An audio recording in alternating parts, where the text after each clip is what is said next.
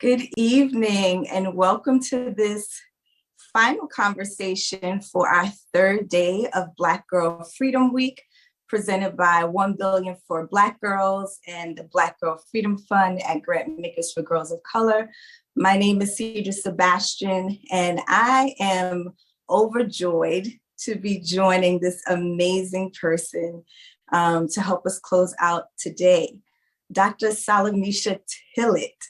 And she's one of these people that you can't just say the name and fill in the blanks with a few things, which is why we thought she would be a perfect person for this session to talk to us about how does she live this super hyphenated life.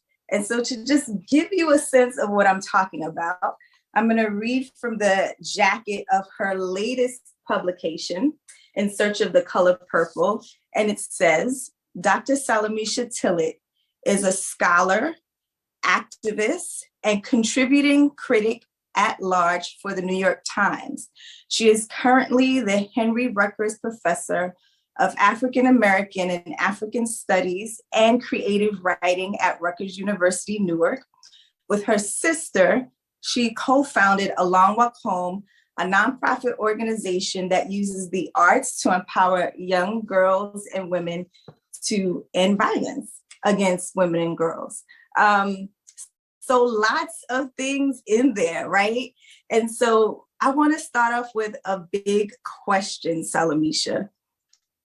How did you end up getting to this super hyphenated life? Yeah, it's a good question. I think,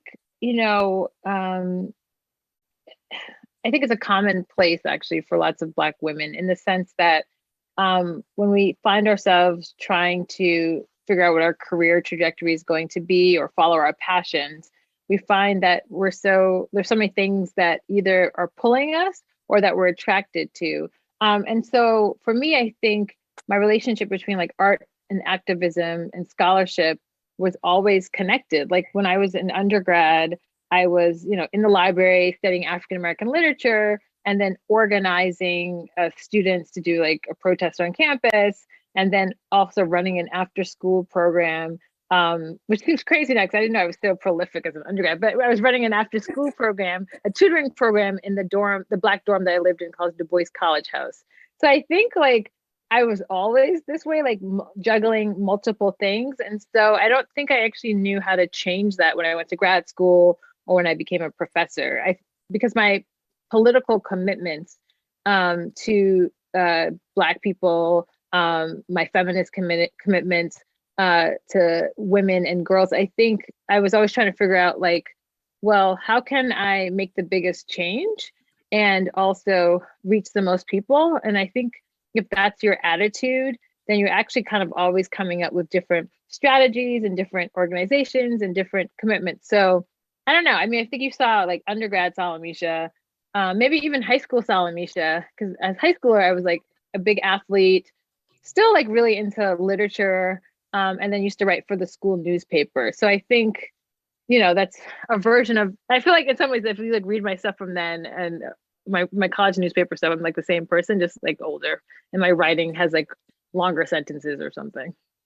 Well, let's go back to even younger Salamishah, right? So let's go back to Salamishah of like childhood Salamishah. What were you up to, and what were some of the things that happened during your childhood that maybe shaped how you then moved into adolescence and becoming a young woman? Yeah, that's a good question. Like right behind you is a bookcase, and I had the good fortune, I grew up in a working class neighborhood in Boston called Dorchester. We lived in an apartment on Seaver Street for any people who are familiar with Boston. And my mom, I had this like 2-shelf bookshelf when I was a kid. So I bring this up because my mom would always be like, clean up your room, clean up your room. And I would spend hours putting my books back on my shelf. That would be like my version of cleaning up my room. And I would get lost in those books. Like I would reread books that like I'd already read. And that was my favorite thing to do. And I think, that little girl who was able to find herself in the world of others at such a young age, then got, cultivated I went to really different schools. I went to a diverse set of schools. And, I went to like, a progressive Montessori. And then I also went to an African-centered school. And then when I moved to Trinidad, I went to Catholic schools. And so I had a diverse breadth of schools, but I always loved reading. And so I think having that so early in my life was really important. And the other thing I would say, and I've been only able to appreciate this recently, is that it is really, I'm very thankful to my parents and my mom in particular, being able to grow up working class, but have such a real strong commitment to the arts and exposure to the arts. Because not only was I reading, but in Boston, the Museum of Fine Arts is a big museum there. And I was able to take the free painting classes on the weekend. And then around the corner from us, there was a community center called the Elma Lewis School of Performing Arts, or Elma Lewis Community Center, sorry. And we would, when we were little, we would be part of Black Nativity. My claim to fame really is that I was the first live Christ child. So they would do Langston Hughes Black Nativity. No, they would do Langston Hughes's Black Nativity every year. It was really quite a beautiful production. And so like midway, Mary gives birth to Jesus, and up until that point, she's pregnant or, she's wearing prosthetic. And then the baby is like a real child. So I was the first live one.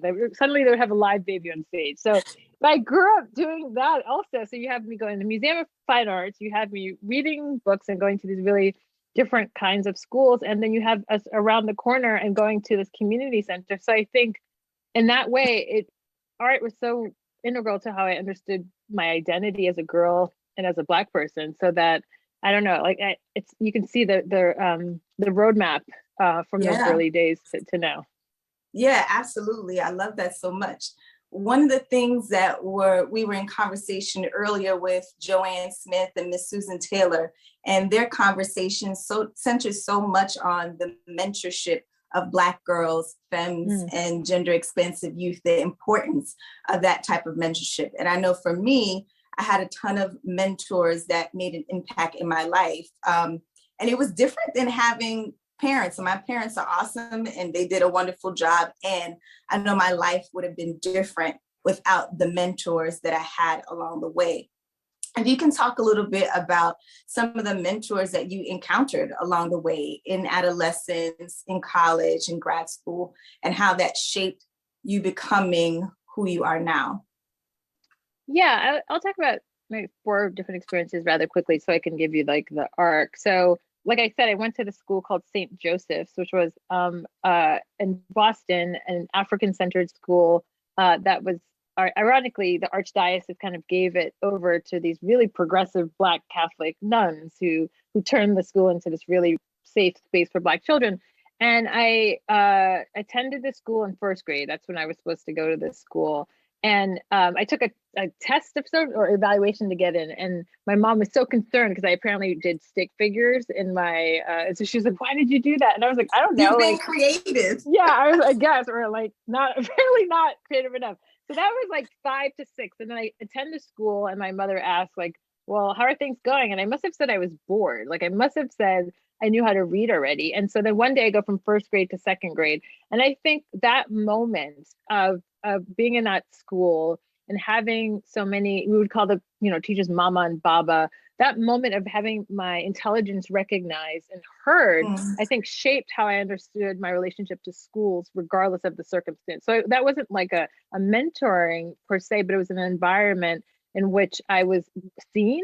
And so I think in our mutual commitments to serving Black girls, it's this idea of like their genius, their talents, their everydayness being seen and recognized and valued. And then I speed up to, I went to schools in Trinidad, and then I went to a private school in New Jersey called Newark Academy. And that was a complicated experience. I was one of 4 Black people in my class, but I did have 2 English teachers, Mr. Orsini and Miss O'Connell, who really taught me how to be a critical reader of literature. And I think then I turned that into a critical reader of like art and, theater and television and all these different things. But I really want to credit them for getting me to see beyond what's on the page. And that's a kind of a hard skill, but it was really important. And then I went to college and we have a mutual mentor in common, Dr. Fair Jasmine Griffin, who is the life force for many of us. And I think what Mhm. Farah taught me, one, I think Farah gave me a model of feminism that's both useful in the academy, but beyond, right? Like Black feminism. I think that was the first time I actually understood what Black feminism was as a practice. I understood it in the literature, but to see it modeled so thoughtfully and so beautifully before me. And I would like look. I wanted to be fair. I was like, well, how did she get here, and how did she do this? And so it was. And she was she continues to be such a generous person, and Yeah. I was able to see her path and the way in which she wrote, not just like in academic language, but she really was committed to writing for multiple audiences.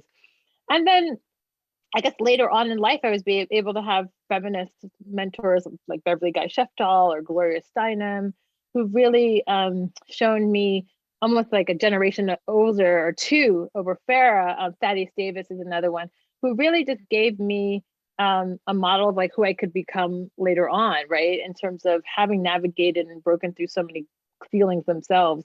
So yeah, I can make like one trajectory. I mean, there's lots of people who've been incredibly helpful, made so many sacrifices for me. So much of our existence in these spaces is because someone believed that I should have gotten a chance. They didn't even know me. I look at an application and say, okay, well, yeah, let's give this person a chance. Or so many safety nets that I think try to make up for the inequality that Black people experience just as a matter of living in the United States. So Yeah, yeah. I want to go back to something that you said because it was so powerful, right? The importance of people recognizing Black girl genius, right? Recognizing the everyday experience of Black girls. All of those things are key, right? And so I want to name that because I think that's something that a great mentor does, right? They recognize the Black girl or gender expansive youth or femme who is quiet and figures out how to connect with them and bring a little spark in their everyday. They recognize the genius, whether that's coming through the arts or coming through their innovation with science. Maybe they've got great timing and they can hold a room and tell jokes, but they figure out a way to recognize their genius and to elevate that, amplify that, to support that, and pour into them. And that's so key. And yes, always love and flowers to Farah Griffin, who is amazing and wonderful. And I also want to talk about, when you got deeper into your work, like, well, let's go back. At what point did you feel like I am on the path? Was it when you were in your 20-ish? Was it later on? When did you feel like, okay, I think I'm going along the way that I should go? yeah, it's a really good question. I mean, I went to college thinking I wanted to be a lawyer, and then I got there and I went to University of Pennsylvania in Philadelphia, and I got there and I really missed my brother. So my brother's name was Shaka Davis. He passed away a few years ago in 2013 at the age of 26 from cancer.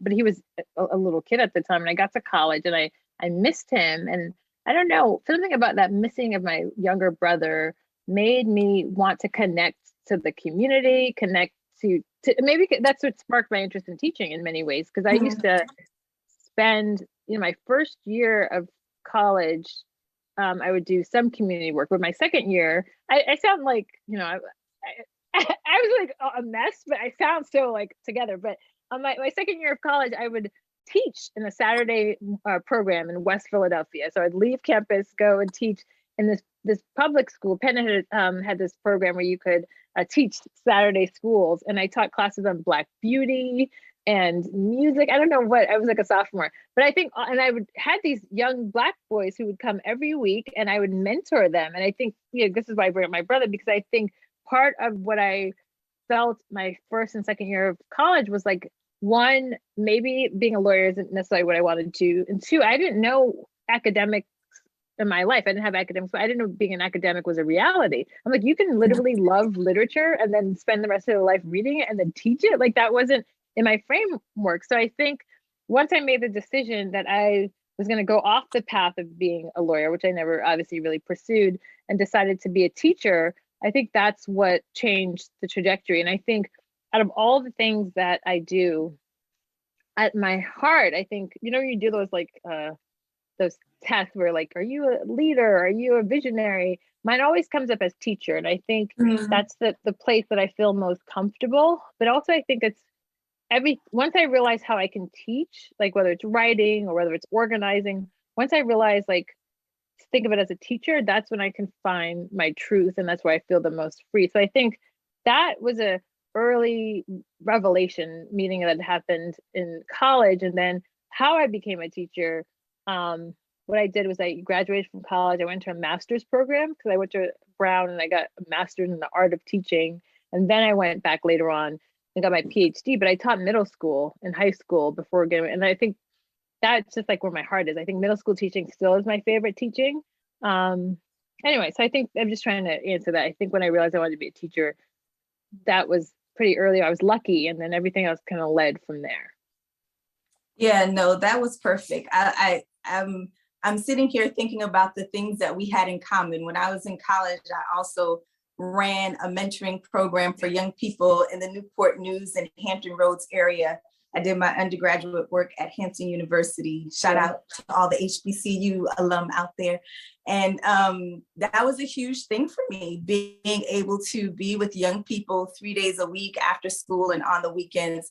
It was the favorite part of being in college, was not the college stuff, but it was being in community. And it really allowed for me to think about what was next on my journey in a different way as well. I think it also like made it clear that being with young people in some sort of way, that was going to be a big part of what life would have in store. And it has been so. I love this because you just don't know what people do in college. Like you meet them at like, and how are we doing? Like you're studying, you were doing 3 times a week and on the weekend. So like, listen, how is that possible? I got a lot of things in. I think sometimes people's ideas of what college is different. I know for me, it was fueled a lot by what I watched on TV, which is why I even went to an HBCU. I really thought Hillman was a real place. And so I was trying to find it in an encyclopedia. I was like, is it a combination of names? And fortunately, somebody got me on track and was like, it's made up kinda, but there are these Black colleges in the country that are, people might be having similar experiences, but there's no Hillman. So I kind of went down the rabbit hole of discovering HBCUs for myself. And that was such a big, experience that changed my trajectory as well. So we're into the college days of Salamishah. We've got grad school 2 times over, but there's a whole lot of life that is happening in between. And I would love for you to talk about the other life things that were happening that wasn't academic, that wasn't teaching or mentoring. Yeah. Well, I mean, one of the things that I'm very public about and that in many ways shaped our organization along with home was really the sad truth that I'm a victim of sexual assault. I was sexually assaulted my freshman year of college. And then when I went on a study abroad program to Kenya in my junior year, I was sexually assaulted again. And so it's also, there's this, this dual reality. I was like a very good student in college. And I also was dealing with deep trauma. And so I think I want to like name that and acknowledge that, and also talk about the ways in which when I graduated from college, I really had to not just store myself, but also rebuild myself. I graduated Phi Beta Kappa from Penn, magna cum laude, all that stuff was true. And also basically had a breakdown after graduation from Brown and had to spend the next 2 years healing. Right. So I was fortunate that I was able to have these like part-time jobs in Philly, and my father was supporting me. And I remember just spending a year literally going to therapy twice a week. And another shout out to rape crisis centers. I went to Women Organized Against Rape in Philadelphia. And, meaning that you could go and have a kind of sliding scale. I didn't have to pay I didn't have insurance, and I didn't have to pay a substantial amount to get help. And so that's the other, track of my life, I think, is being a survivor. And then over time, I was always an activist in college, probably similar to you. Like I was always an activist. I was like, lived in the predominantly Black dorm, wrote for the Black newspaper, worked in the women's center and wrote for the feminist newspaper. But I think with coming through this experience of sexual assault, that really changed my relationship to my activism and to myself. And to my sister, who kindly, after a year that I told her of my sexual assault, asked if she could document my healing. And she was at the time taking her first social documentary class. So if you notice Dan Shahrazad's trajectory as a photographer, I wasn't her first subject, that was my brother, but I was her first sustained practice, right? Her following me around in 1998, following me to therapy. I mean, it seems kind of weird now, going to the gym with me, just watching me heal. I started my relationship with my life partner, Solomon Steplight, around the same time. And he's an introvert. So he's like, what's happening? The camera's here, like your sister's here. And so, that it changed about Shahrazad's trajectory career-wise and politically, but it also changed mine. And it's a long road of healing. So we created this performance called Story of a Rape Survivor, based in part of my healing, but also the part of inspired by many other Black women's healing. And then that became the basis of the organization, A Long Walk Home. I just need to take a breath. I'm so grateful for you, Salamishah, and for Shahrazad, and the beautiful relationship that y'all have. To have somebody who is your sister to be a witness to your healing is such a gift. It's a treasure, and one that, lots of other folks might not have in their life. I remember in my role as a mentor, bringing a group of young people to Atlanta for a convening. And at that convening, we watched together and spent the rest of the conference talking about a documentary that also centered you and your healing journey. And it was so powerful for us to be there in that space where we were all set to learn about being a better activist, to be better community organizers, and did not expect that we would have the opportunity to watch this film and have these really deep and meaningful conversations with one another as well. And to be a witness to each other in many different ways, and not just during that journey in Atlanta, but also in years to come. And so much of when I think about A Long Walk Home, I think about what you and Cher have created. You've created an opportunity for young people, Black girls and gender expansive youth specifically, to be a witness to each other's healing through the arts. And that is so beautiful and remarkable. So thank you for all that you all have done over the years and continue to do. Thank you. And the documentary, Aisha Shahida Simmons' No, the Rape documentary, was groundbreaking. And it's the first documentary that explores, examines sexual assault within the Black community. And so I just want to shout out Aisha, but also just she's part of the group of people that make me even be able to tell my story possible. I think I was there too, because we were I think it was Atlanta and then Spelman and moving back and forth, I think so. But yeah, thank you. That was so kind of what you said too about bearing witness through the art. So. Yeah, absolutely.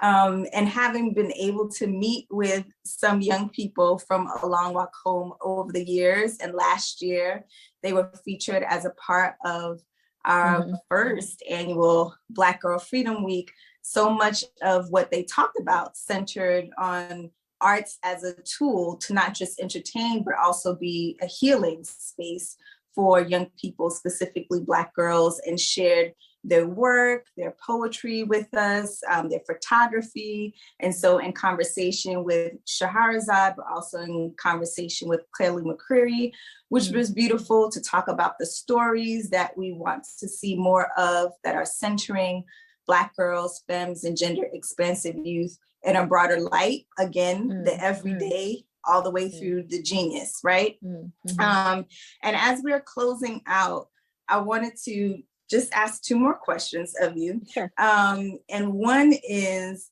you know, when you are stuck, right?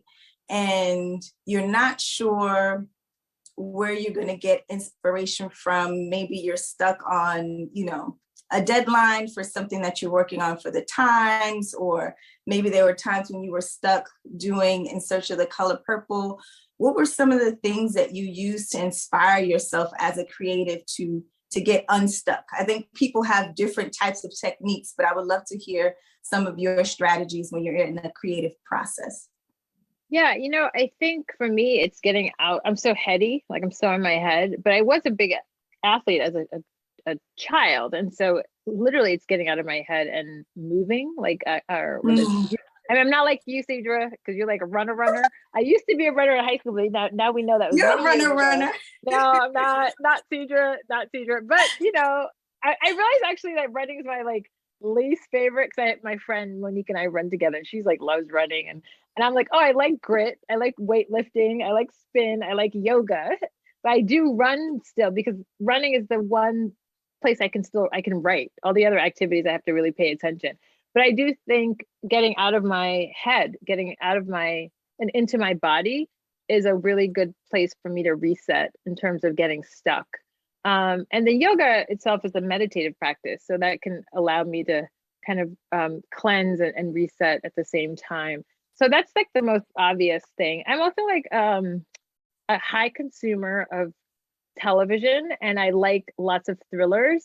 And my partner doesn't understand how I can find so many. I have lots of like subscriptions to different, like, you know, everything that's probably BritBox. I have all these subscriptions to different things. I watch a lot of thrillers, partly because when I was a kid, that's actually how I got into reading. I would read Agatha Christie novels or Nancy Drew novels.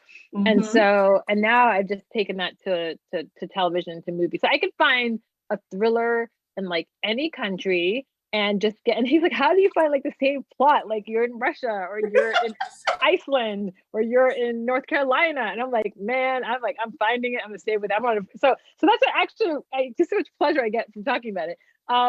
Yeah, that's another place. I actually just watch a lot of, and I can't watch those like documentaries where people actually kill people, like the real life. I can't do that. Like, I just want it to be like fictional. Like, I want to believe in humanity. But I think those are the two things that people probably wouldn't know, that you know, the working out perhaps maybe, but the thrillers is like my life, which is kind of great. So those are two ways I kind of get unstuck, I think, or release stress that I'm in. That's great. So movement and screaming at the thrillers. Yeah, or like trying to figure out who done it. And I want to say, like, because I'm a critic and a strategist, it's the same skills, right? Like when you're trying to read a text closely and trying to follow the writer's clues, or you're trying to organize, like how can, I don't want to like overdo it, but I think I'm always thinking of like how to, the pieces in a puzzle, or the chessboard or something. And so movement work in some ways is kind of like that. So anyway, I just want to give the thrillers, you know, it's their due. No, very true. Very true. And so this week, we have been highlighting some of the priorities of the 1 Billion for Black Girls campaign, which include making sure that Black girls, femmes, and gender expansive youth are living lives of abundance, that their joy is being resourced, that their innovation is being resourced, that we're thinking about narrative shifts that need to happen, so that we see the fullness of Black girlhood and youth experiences.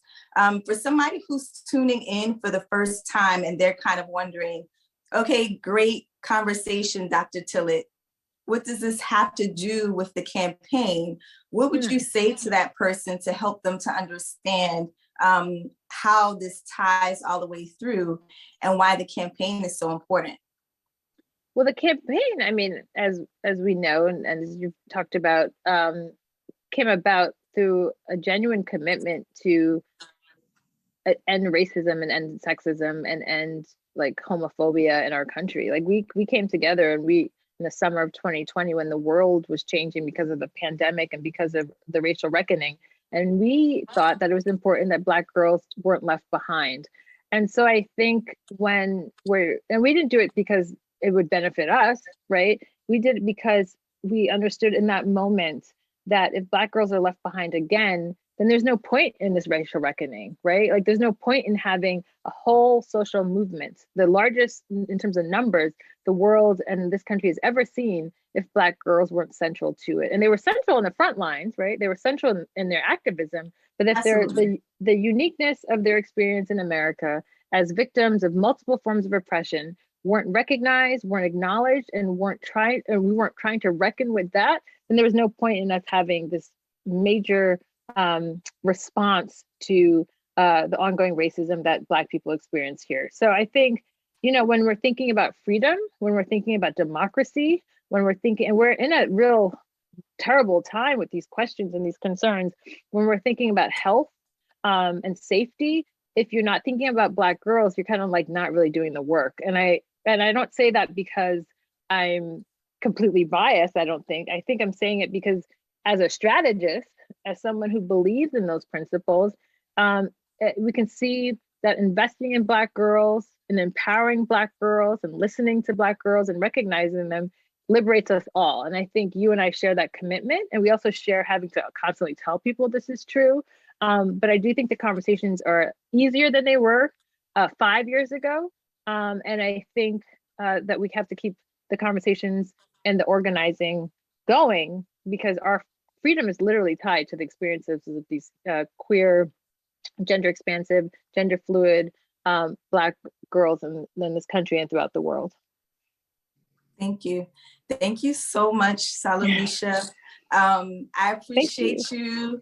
And I'm so grateful for the time that you spent with us. And I'm going to do it because it deserves to be done. Y'all, if you adore the color purple, if you have any affinity for the works of Alice Walker, this is a beautiful gem to get into.